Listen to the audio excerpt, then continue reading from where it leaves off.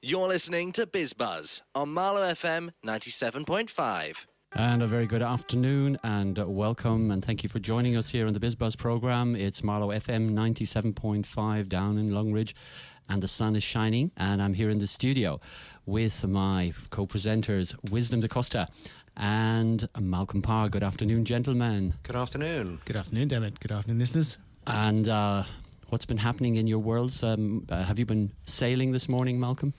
No, I'm Yoga? Yoga, I have to confess. Yoga, because it's half term and some of the young people I'm with at the moment, teaching them to sail, are having a week off. And what a day to have a week off. Lucky people. And Wisdom, business going well for you? Getting back to normal post-election. And actually had a really interesting event yesterday, which was a Times Plus event. And it was an interview with a guy called Steve Hilton, who was David Cameron's advisor for the 5 years of the coalition government, advising him on all sorts of policies, including what we've now come to know as the big society. So that was very interesting to hear what he said.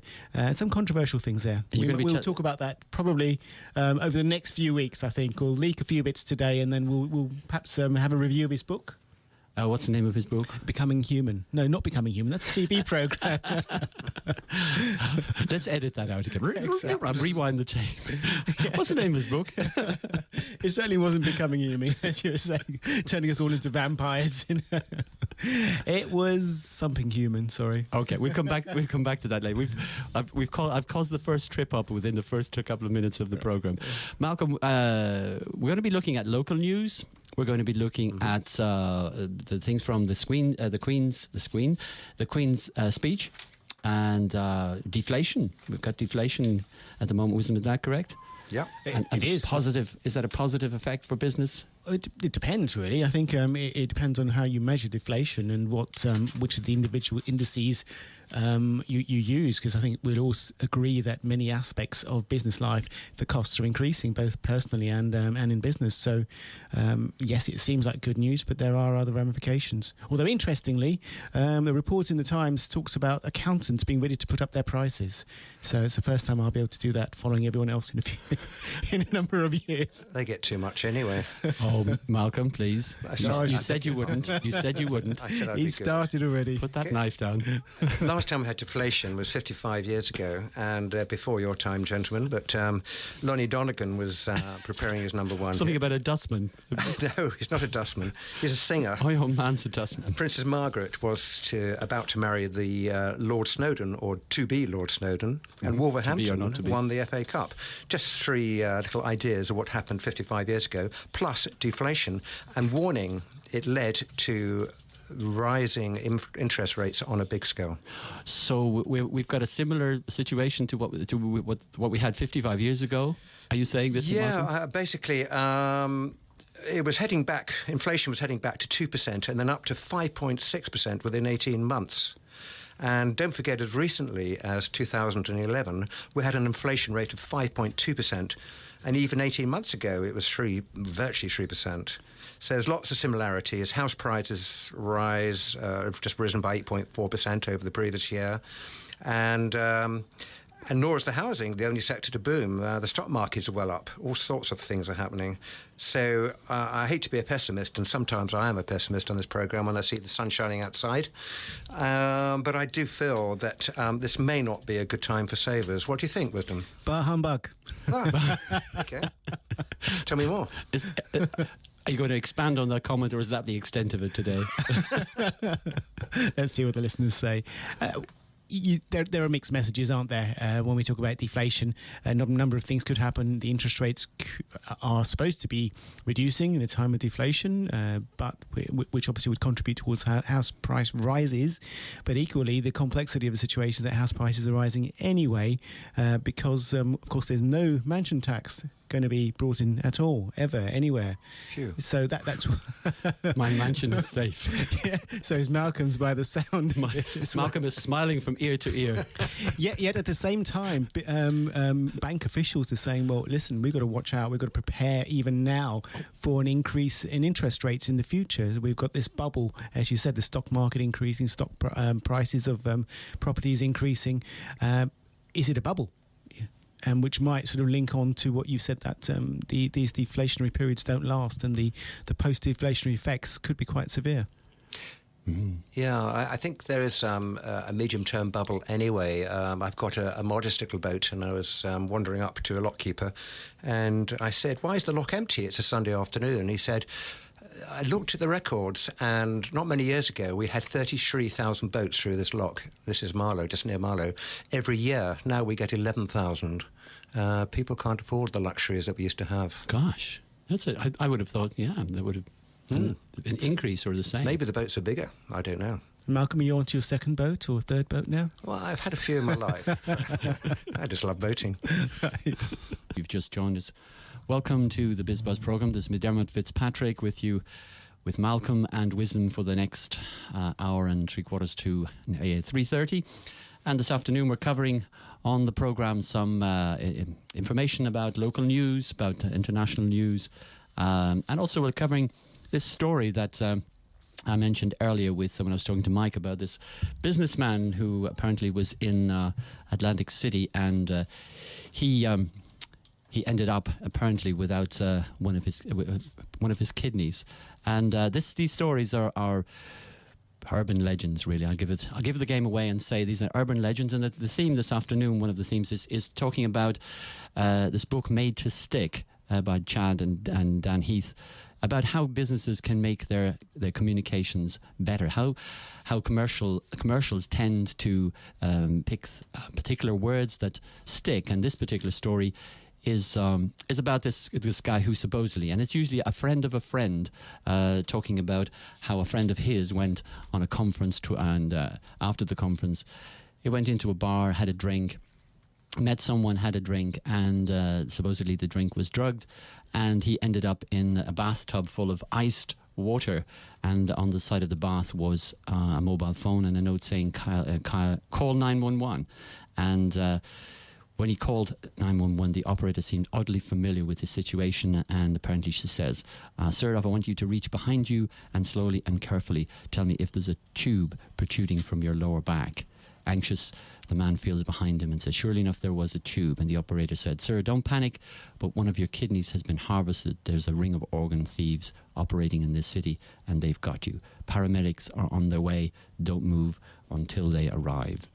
So this story goes out as an urban myth. It becomes true, gets circulated as if it's the truth, and it sticks in the minds of the people who read it, and they pass it on. And Chip and Dan Heath have been studying and researching these kinds of stories and bringing it into business and helping businesses to improve the quality of the communications that they've got. Contrasting that story, there's a passage they spoke about from a non-profit organisation. So we get the comparison between man wakes up in bathtub full of ice water with missing kidney as a headline to this particular one from a non-profit organisation. Comprehensive community building naturally lends itself to a return on investment rationale that can be modelled drawing on existing practices. It's factoring constraining the flow of resources. The CCIs is that funders must often resort to targeting or categorical requirements in grant making to ensure accountability. So the difference between the first one of Man Found in Bath and this kind of dialogue that sometimes appears as communications from corporations, that really does have nothing to do with getting messages across. Malcolm, what's your thoughts on that? Do you have any thoughts on how businesses communicate effectively with their clients? Yes, it's been a science for years, hasn't it? Saatchi and Saatchi, when they were such, worked on that, and that was their theme, that they would create a slogan or a logo. The one I hate most, going backwards for a moment, if I may, is the word logistics. And it's a word that appears on every truck or lorry or van going around. There's no originality. Logistics, yes. Exactly. What does that mean, actually? I don't know. Anyone know? I think it means we get things from A to B. We plan it, make it happen. But I'm guessing, so maybe that's half the secret. You say a word and let people use their own imagination, interpretation to do it. I think it's a little bit more pithy than road haulage, you know it matters. Sorry, I But lost you all there there for are a ones moment. in history that you remember, and I don't go back to that 55-year rule we talked earlier, but, sorry, I can't remember them now. It's before my time. But that's help me out here, Dermot. I've no idea. Not having gone into the brain reading, the mind reading class yet, I have no idea what's going on in your brain right now, Malcolm. There's a class for mind reading? There is. Really? Yeah. Wow. It's fairly advanced. Coming soon. Here's another one I've discovered from this book. There's a situation where Art Silverman was looking at this bag of popcorn. He was a guy who was involved with the Centre for Science for the Public Interest, a non-profit group that was educating the public about nutrition in the States. And what he discovered was that the United States Department of Agriculture recommends that a normal diet contains no more than 20 grams of saturated fat each day. According to the lab results, the typical bag of popcorn consumed by a moviegoer in the States was 37 grams. So the daily intake was 20 grams, and this bag of popcorn was 37 grams. And the coconut was, of course, coconut oil, which theatres use to pop their popcorn. So his problem was, how did he get this across? How did he get this message across? Because who wants to know 37 grams? What does 37 grams look like? I mean, what does 20 grams look like? So what he did was he was challenged to find a way of getting this across.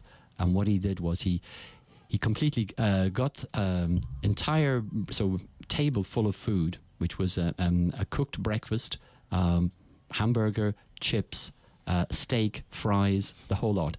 An entire day's food put on the table. And he said that a bucket of popcorn has more saturated fat in it than all the food on this table here. And this was picked up by CBS, NBC, ABC, and CNN News, the Washington Post, the Los Angeles Times. So this image that he created of saying, you want to know what 37 grams of fat looks like? This is what it looks like.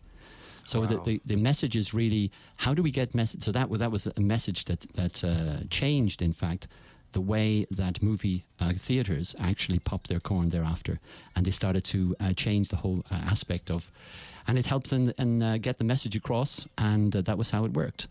And that was Popcorn by Hot Butter. And we were talking about Made to Stick, this book by Chip and Dan Heath, about how businesses can get their messages across, and also learning from the headlines in newspapers, and also learning from urban legends. I mean, we have got famous ones I can remember was Freddie Starr ate my hamster. Was way back, and he never did, and there was the Ozzy Osbourne eating the bat or something like that on stage. So he never did that actually either. But it's really those stories. So how can we take the products and services that we have and get the message across, and use the language effectively? What they talk about, there's got 6 principles in this book, and I'll just go through them. The first one is simplicity. How do we find the essential core of our idea? A successful defense lawyer says, if you argue 10 points, even if each is a good point, when the jury go back into the room, they won't remember any of them. So to strip down an idea to its core, we must be masters of exclusion. I like that, masters of exclusion. It's not what you include, it's really looking at it, the beautiful text you've written, and saying, how many words can I actually edit out of this and still make sense? We need to relentlessly prioritize. Saying something short is not the mission. Sound bites are not the ideal. Proverbs are the ideal. We must create ideas that are both simple and profound. The golden rule is the ultimate model of simplicity, a one-sentence statement so profound that an individual could spend a lifetime learning to follow it. Any ideas, guys?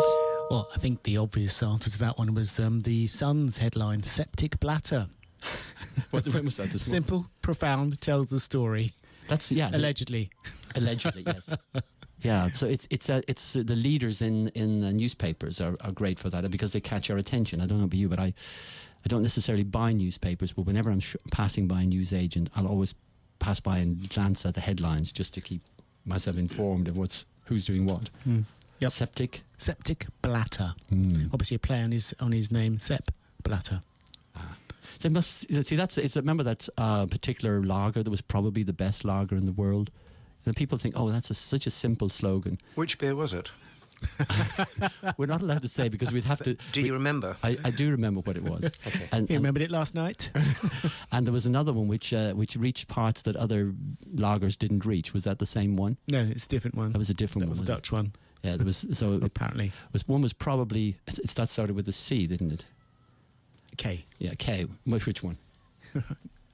Anyway, H was the other one. this worked much better in rehearsal. It did. Yes. I mean, at the end of the day, there's two messages. One is to the staff, and one is to your public or hopeful public. And I was trained in the old days, and I'm sure it's changed a bit now, to work out what your USP was. And it could be, if you're selling office space, it might be affordable, it might be luxury, and it might be instant, for example. So those three words were put out. But internally, you talk about total quality management or customer care. So these sort of buzzwords sort of went around. I don't know what the modern equivalent is. What would you say? It's keeping the staff informed in a way that they can understand. It's speaking the language that people understand. When people talk about shareholder value, or Wisdom was talking earlier on about from something from the government. It's actually, we were talking about the big society. We were talking about the government's policy, which was called Big Society, Not Big Government. But of course, it's been in translation, it's far simpler to say Big Society, but that didn't tell the whole story. And so the government feels, or the previous government should say, felt that the big society, not big government. The not big government bit was possibly more successful than the first part, which was the big society. But that's the bit that we all remember, and it's the bit we all measure them on. Did big society work? Well, I still don't actually. What is the difference? Big government, the opposite of big government is small government. So there's something has changed that I can notice a difference. And big society means that some of the policies coming out are relating to this, and I can't relate to either of those as being catchy or sticky. But we all remember Big Society. Well, we remember the name, but it's so it like, sort of failed. That's a sort of slogan that failed. So if it's the lager, for instance, we were talking about probably the best lager in the world, or reaches the parts. It was Heineken, wasn't it? It reaches the parts. Just to show that we do know.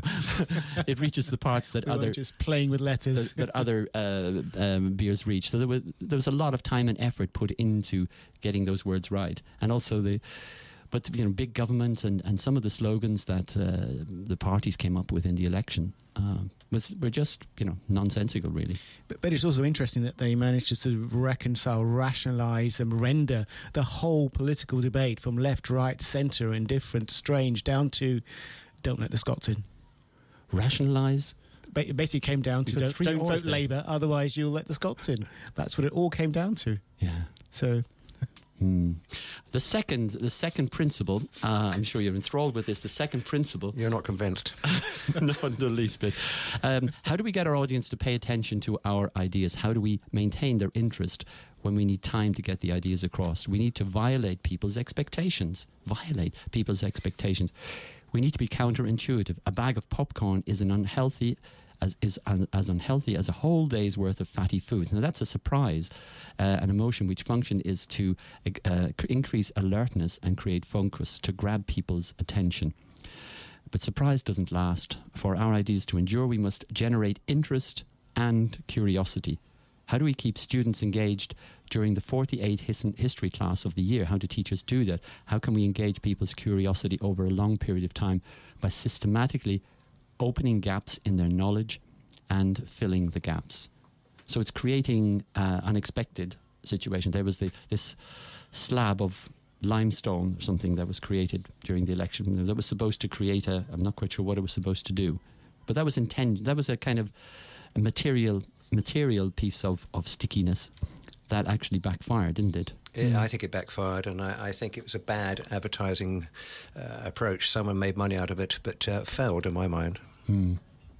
Wisdom? Any thoughts on unexpected, something creative? How does? Yeah, it's interesting that as I spent 5 years teaching, and I encountered some amazing teachers, and one of the teachers I came across, he used that sort of confusion concept to help keep students in their place, and so if you'd come up with something great, even as a fellow teacher, he'd say, "Is that what you think?" Obviously not with that tone, but it arrested you straight away. Yes. Are you questioning me? Am I right? Am I wrong? In hypnotherapy, that's called a pattern interrupt. Yes. So Darren Brown uses that. So it's something that creates a shift that takes people unawares. One of the ways is where, for instance, you reach out to shake somebody's hand, and just before you shake the hand, you bend down, tie your shoelace.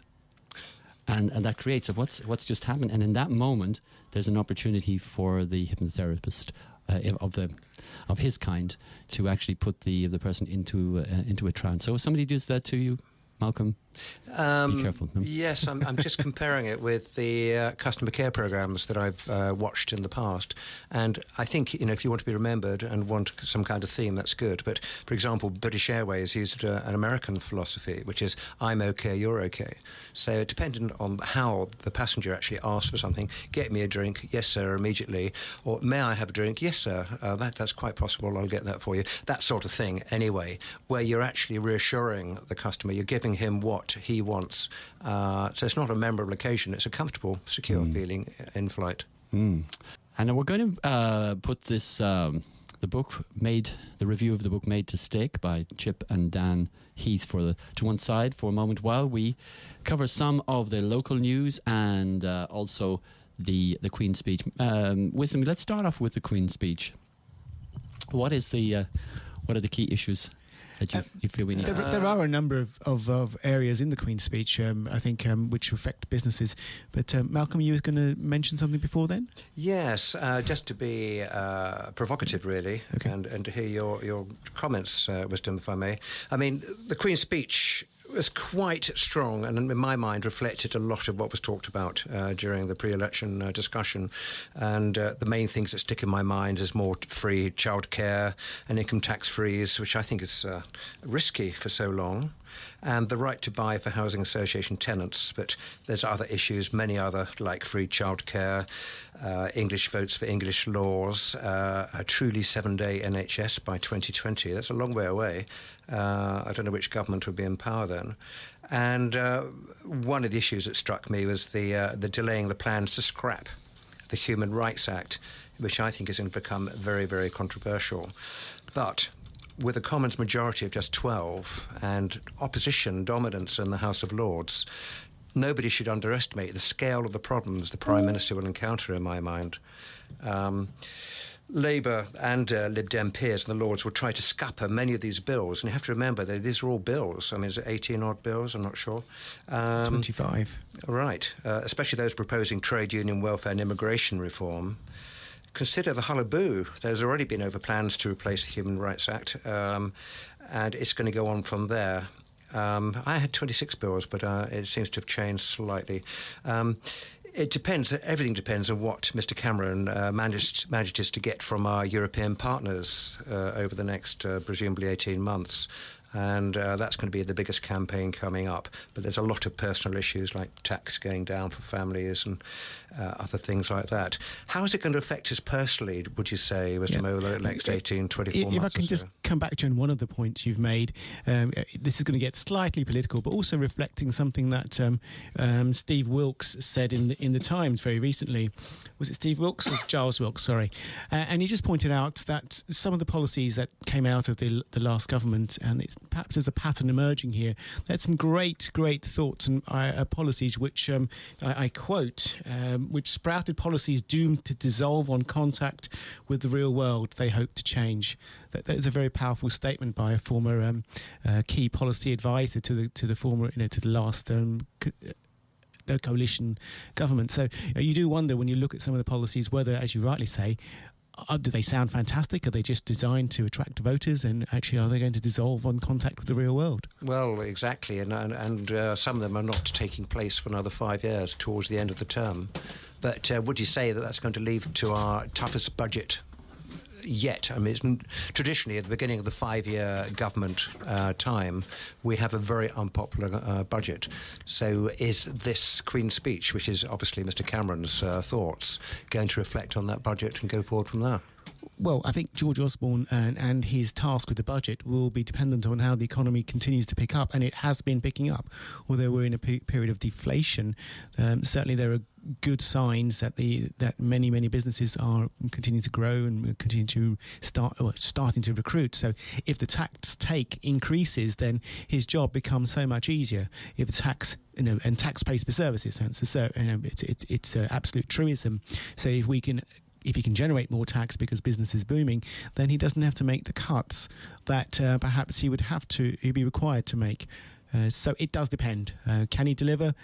Again, it's an unknown whether he can deliver many of those items. But it's interesting that a number of the items were leaked from the Queen's speech in the days beforehand, and one of them was this triple lock provision, which was announced in the Queen's speech, that national insurance wouldn't change, income tax wouldn't change, and I believe VAT wouldn't change.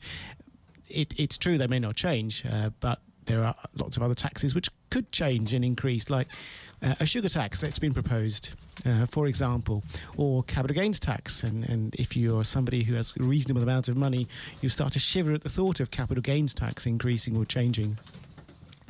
Yeah, it's a bit like the taxes when someone dies. What is that tax called again? Inheritance tax. Inheritance tax. I mean, that's a good one, where the house, the value of the home, the family home, come to that. It's taken from it. But that won't take place for another 3, 4, 5 years. Correct. Yeah. And one of the other items that was talked about was the enterprise bill. And again, Sajid Javid is going to be the one who actually tasked with delivering that, the enterprise bill. And in the enterprise bill, he was looking at. Let me just read through the item. He's looking at trying to introduce £10 billion of reductions in costs for businesses. Now, that sounds fantastic, but it's very, very difficult to quantify that.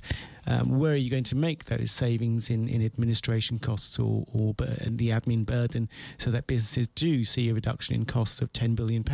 Which businesses is that really going to affect? The larger ones, the smaller ones? And so it's met with a degree, although it's in the Queen's speech, it's already been met with a degree of scepticism by especially small business owners who say, well, we're not sure we can actually achieve that.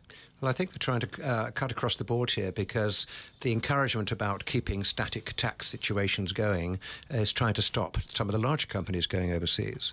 And the smaller companies have got a few incentives coming in, I believe. And obviously apprenticeships and so on will be very much in the forefront, which I think is part of the campaign that you were dealing with very recently. Yes, yeah. Going back to the tax situation, I mean, there are a number of taxes which are not going to go up, but others might. And I talked about the sugar tax. But another worrying thing in relation to taxation is the impact of Brussels. So we're almost ready to start talking about the Brexit again here, Dermot. So here are a couple of things which the EU is proposing in relation to taxation, which obviously cut across what George Osborne can and can't do, and perhaps even the promises he could or should make. Can you really say these taxes are not going to increase if all of a sudden the EU comes back and says, well, sorry guys, here's a new tax for you? So to cut a long story short, the EU is proposing a floor in corporation tax, but that floor is above our current level of corporation tax, so we could actually see corporation tax in the UK increase because of the wonderful new floor. And another one is crowdfunding. Now, I try to fund my Leeson parliamentary campaign through crowdfunding, and one of the key aspects of crowdfunding, whatever you're raising money for, is you have sort of freebies or little incentives or perks, as they're called. Now, the EU is saying, let's tax those perks. So what would a perk be? Well, for example, some of them can be quantified and some of them not so. So one of my perks was, if I was elected, everybody who'd donated more than X amount would be invited to tea at the House of Commons. Sadly, it didn't happen. So how do you tax that perk? So again, George Osborne's has got a difficult case. I hate to admit it. Difficult task. But he could achieve it. He could achieve it. And are we going to let go of the Queen's speech, or is there something more on that? Or Malcolm, have you got something more you want to add on that, or bring us into local news? There's so much we can discuss on that, and I think we're still trying to interpret the way it was put over and read between the lines. But I agree with the wisdom completely that cutting pension contribution relief for those on higher incomes is almost a cert. I'd put money on that. As is capital gain tax, which is currently set at, wisdom, is it 11,100 of profits free of this tax? For an individual, yes. Absolutely. So it's good news and bad news. It's good news about raising the threshold for income tax and the new savers allowance. Some experts, though, fear cuts in pension savers' perks and harsher taxes on investors, even on homeowners too. And, OK, we got away from the mansion tax for the moment, but there's things coming, and I think some measure of control is coming in on that. It does depend on the economy. If the economy continues to grow and the tax take from the economy, from the growth in the economic output, corporation tax, other forms of income tax, VAT, if that take continues to increase, then the requirement to make further swinging cuts will be certainly moderated. We could save £80 billion tomorrow by moving Birmingham a little bit closer. We could save £10 billion by not building the third runway at Heathrow. No, there's a reason for this. It's the Chilterns I'm particularly worried about. And OK, we've got the north and south of the Chilterns. And to me, the Chilterns is one of the reasons I live in Buckinghamshire, because the country is absolutely gorgeous. You've got tiny pubs. I mean, you could go for a walk this evening, 7 o'clock, 8 o'clock, and you'll have meadows and warmth and pubs and suppers waiting for you and so on. And today is, by coincidence, the 50th anniversary of a group dedicated to caring for our countryside near Marlow. And the Chiltern Society has grown into one of Britain's leading regional environmental groups. The group, this is a local group, remember, it has 7,000 members and hundreds of active volunteers helping to conserve, celebrate, and I like that word, and care for the Chilterns. And what I want to do over the next week or two is bring in some of the ideas that we could actually not just make money from tourism, but encourage tourism. People get on that M40, came out of London, and they drive to the Cotswolds and they have their stone cottages. Think that we're only 20 minutes from Heathrow, we're only 25 minutes from London, if you park your car at High Wycombe. And pay £10. Sorry, a little dig there. I love the way it's just like, like a ninja. It's all so smooth, and you hardly see it coming. What I wanted to say we love you, Malcolm. The chairman of a local group of business people, a lady called Philippa Batting, will be coming on our programme in a week or two's time to talk about how she sees we can encourage tourism in the area. And to me, the Chilterns has just as much to match as the Cotswolds. We should be promoting it not just locally, but also to people coming into Heathrow and Luton and Stansted and everywhere else. So one of the things that I really, really believe in is that we could do so much. Marlow particularly is in the centre of that. And I was speaking to a gentleman who walked through my little road yesterday, and he said, I live in Chilterns, but the other side, I didn't realise how extremely pretty this area is, how friendly the people are. And I'd love to have a house in this area. So that's one of my things I'd like to do.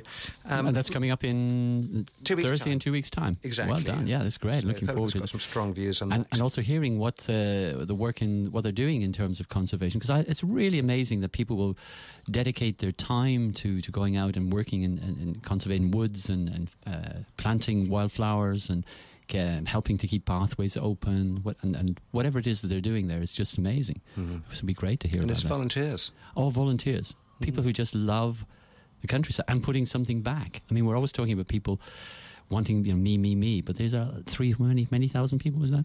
Many. There's the volunteers, and the volunteer work going on in Marlow alone is huge. People getting together, for example, to do something about our business parks.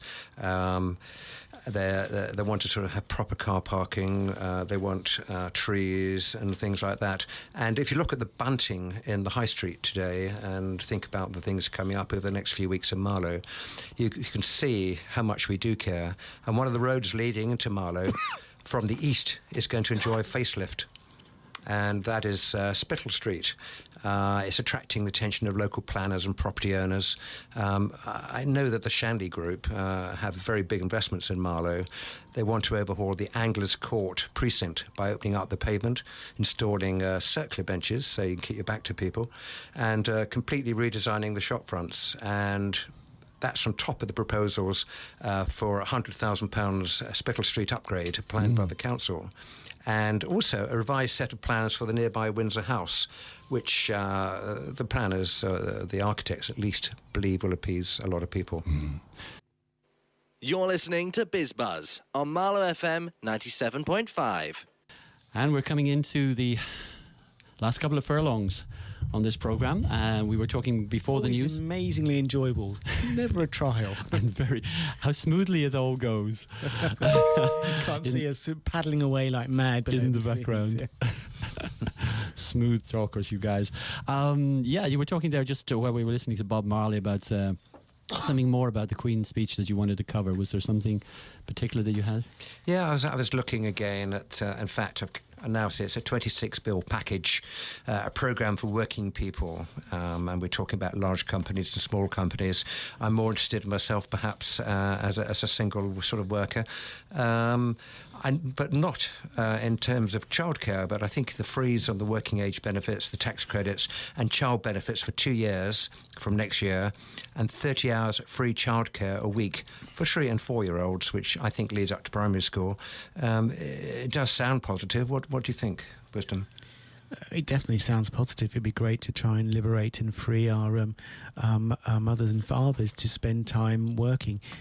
But I suppose that instantly you sort of think, well, actually, wouldn't their time be better spent spending more of their time actually encouraging, loving, nurturing their young progeny to grow and take a really effective place in the world. But let's put that to a side and say, well, yeah, 30 hours a week of free childcare for 3 and 4 year olds for 38 weeks of the year. That sounds amazing, doesn't it? But one of the concerns there is that there's lots of legislation which is still being put in place in the background, which will make that difficult. Nannies, for example, on Mumsnet, one of the latest stories is that people are really concerned about not being able to afford nannies anymore because now you've got increasing amount that they have to provide a pension. So if you employ a nanny, or if I was not well and I had to employ a carer, I would actually have to put in place a pension scheme for those individuals. That means going through the whole process of auto-enrolment, creating a pension scheme, signing up to one, and then paying contributions over and above what you pay the individual for that, for employing them. So they've got that regulation, plus, of course, the Ofsted regulations, unless they start to streamline some of these nanny state regulations, then the costs of actually providing free childcare could be quite large, as is the cost of employing a nanny now, starting to become more and more prohibitive. In fact, some people are concerned that they may have to shift to a black market economy. What's the motivation behind that? Is it that the government fears that they'll have it in future a whole pile of carers and nannies who will be relying on the state to provide them with a pension, and that it would be better off if they took care of it, if somebody else took care of it now and started building up pension funds for all these people? Well, the pensions regulations 2008 was brought in by the Labour government, so I don't know what was in their mind.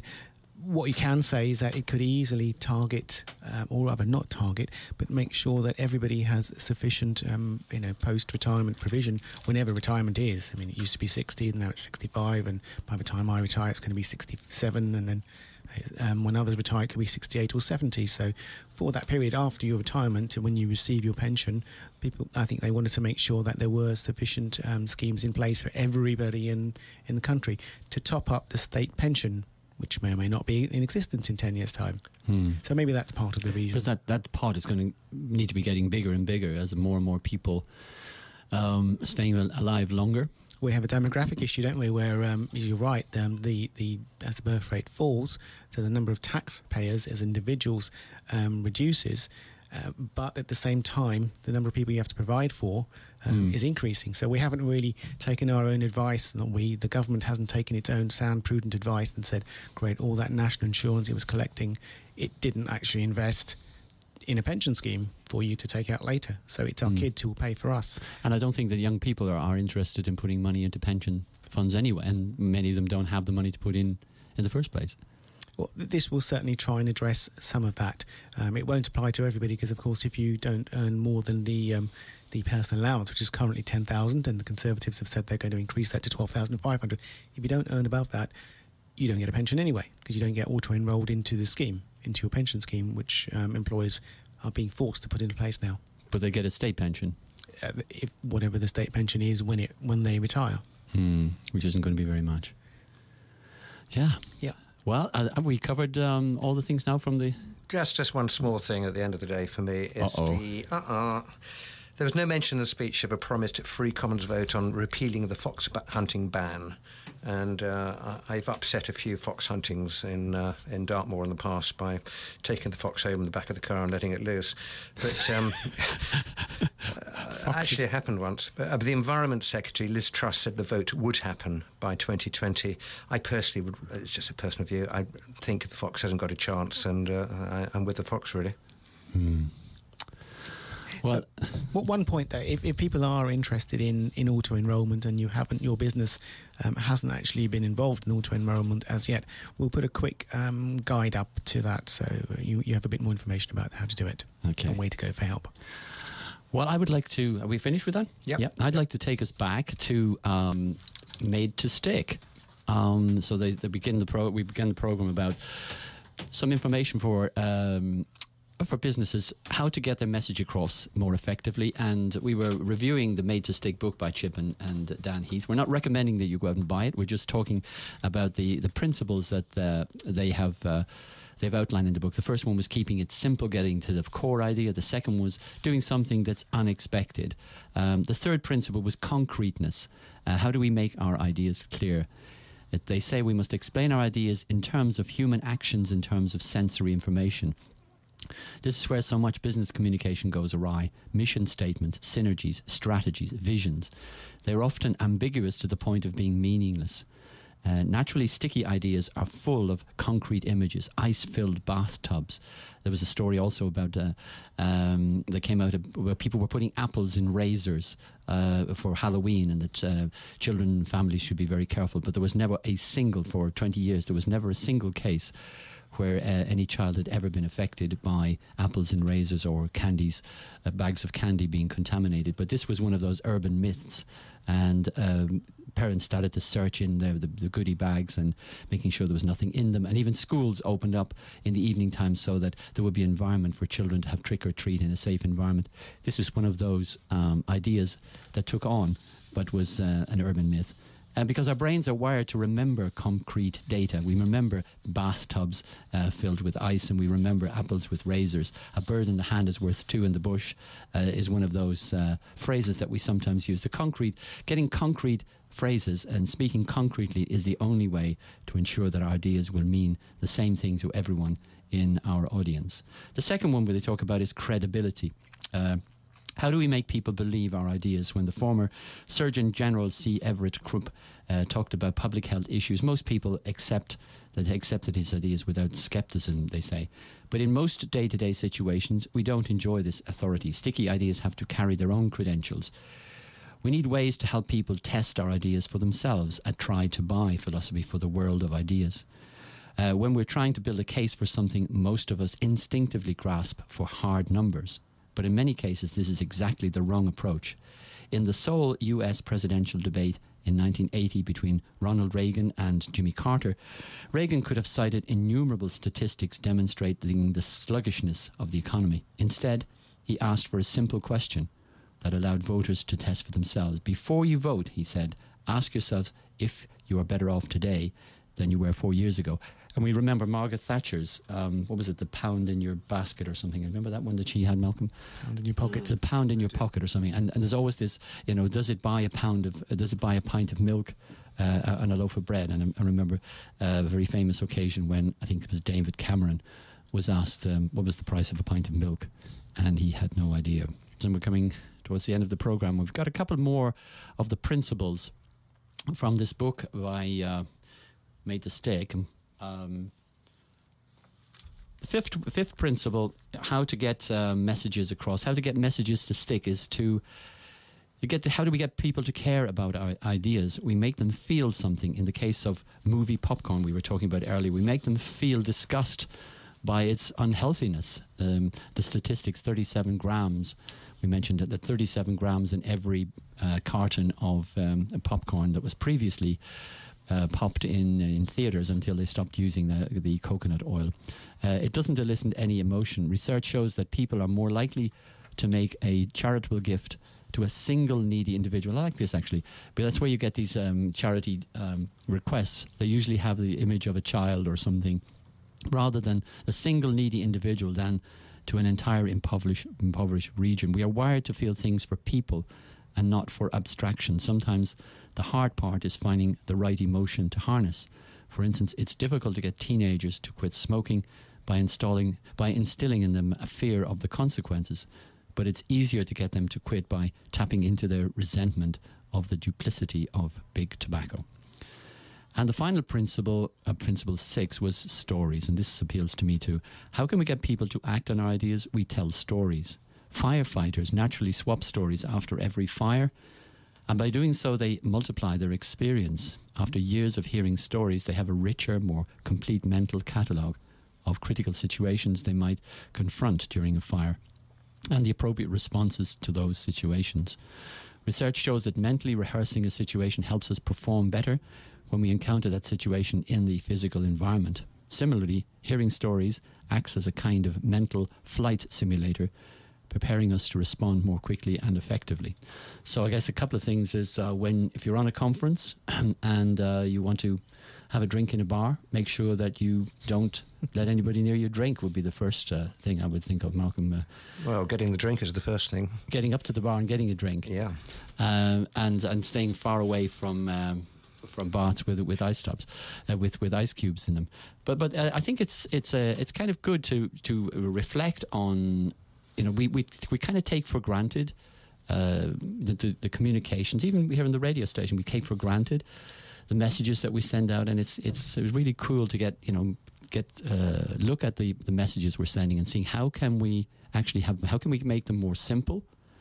How can we make them unexpected so people are kind of, what did you say? Kind of make them concrete, credible, connecting in with people's emotions. I mean, we're the local community, you're talking about traffic or schools or a hospital or something like that, a hospital that's closing down.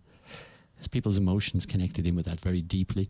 And then telling stories, stories about people who have been in the hospital or who will have to go hundreds of miles in order to get treatment. These are the kind of things that make stories stick. So that's our review of that particular book for this week. And what we're going to do is we've decided we're going to include a book of the week or a book of the fortnight, as we only do it every 2 weeks. Mm-hmm. And one of us is going to read the book and do a review and bring some information about what's happening in the business world. Do you have any ideas of books that you've read or books that this book that this chap you were speaking about, Steve Hilton? Yeah, there's a couple of books I would love to sort of review and bring to the listeners. One of them is More Human by Steve Hilton, which is sort of partly political, partly business, but I suppose that's where I'm coming from. And the other one actually is The Zero Marginal Cost Society by Jeremy Rifkin, something which on the campaign trail I talked about, because we should be preparing our kids for this new economy, which we're already in, the third industrial revolution, as they're calling it. Unseen, unheard, not reported in the press, and certainly our education system isn't preparing our children for this. Report it now. We've got a few minutes left. I'm intrigued to know what is that? What is the zero? What is it again? Zero marginal cost. Zero marginal cost, and we should be preparing our children for this. Well, I think in my defence, I haven't read the book yet, but what I know of the book so far is that it talks about an internet of things where basically more and more things are available, and so it becomes easier and easier, especially with technology and software and artificial intelligence, for things to be done more cheaply, more efficiently. And what's the cost of employing a piece of software to analyse, if you like, the scans, which otherwise a surgeon would analyse? Well, it's zero, really, in terms of an extra cost. So the cost of actually doing things drops. And so here's the conundrum. It will make the rich, or the people who with the great ideas, who can harvest those ideas, very wealthy, but it means that it puts a pressure on wages at the bottom end. So, and it changes the pattern of labour, where if artificial intelligence becomes more involved. So those are some of the things that the book explores. But I want to look at it from the other perspective as, great, we can see what's coming or what's here, or how do we prepare our children, our teenagers, our young 20s, to cope and thrive in this new society, in this new world. As you were just speaking there, I was thinking I could see Now I speak to my doctor on the phone. I don't need to go to the surgery. He can do a conversation and diagnosis over the phone with me. And if I have to go in, I go in. But there could be a piece of equipment that I have at home that I strap onto my wrist or my fingers or my heart or something like that. I plug it into a computer somewhere, and somewhere else somebody can do a readout of my health. And it's already happening with iPhone apps. You can check people's blood pressure. You can look at heart rate and a number of things just from your phone. So that could change the whole nature of communities, hospitals, It is changing. and the working staff of receptionists and telephonists and nurses and doctors and all of that. Do you think that'll ever change, though? Because if you go into a supermarket, do you like to check out your own products through that bloody machine that says unidentified object on weighing scale or whatever it might be? I think people need to have face-to-face when they see a doctor, or at least when they come in and meet the receptionist who understands their needs and helps them through. But we're moving. I mean, whether you like it or not, the supermarkets have fewer people on the checkout, and they're going to introduce more machines. It's the way it's going, whether we like it or not, Malcolm. Yeah, Correct. but it's like with banks. I mean, banks are closing on the high street, and you just want to have a friendly face and sometimes just a bit of advice. There's something you want to ask, which is just an excuse for going in the first place sometimes. I think we need to open up a coffee room here at the Longridge Activity Centre for Marlow FM. Come and join us. Well, Let's see some friendly faces. You saw what happened when they started hot desking, where people started to reduce the number of desks available, and people would be hot desking, 4 or 5 people using the same desk. That the hotels, like on Handy Cross there, where you've got all these salespeople who are they don't have a water cooler anymore to hang around and chat with people or meet people, and they're meeting up in hotel lobbies. But exactly. One of the projects that somebody I know was looking at was taking the Regis concept a little bit further, and basically you create a mini hub with restaurants, areas for eating, side rooms for working, and of course free ultra-fast Wi-Fi. This is why smokers are taking over the world, because they go outside to have a smoke and they chat to each other. Smokers taking. Perfectly timed cough there, Malcolm. Unfortunately, they may not be around long enough to see it through. Well, that brings us to the end of our program. So in 2 weeks' time, we're going to be reviewing which book. Shall we do the Zero Margin? Is that the one? Let's give that a go, and I'll see if I can bring in a young man called Chris Pereira, who's been working on an artificial intelligence project, which does exactly what we've been talking about. Excellent, fantastic. And Malcolm, you're going to bring in Philippa, is it, from the... Yes, Philippa Batting is coming in, and she'll be talking about making more money by serving the needs in the local community of the tourism. Bringing more tourism into the area, bringing more prosperity into the area. It's got to be good. It's got to be good. It's going to be exciting. Thank you both very much. Wish you a beautiful the rest of the week. Enjoy yourselves. I hope you have a great weekend. And listener, I really thank you very much for listening in again to us. I hope you enjoy the programme. And we're going to leave you with Morning Has Broken by Cat Stevens.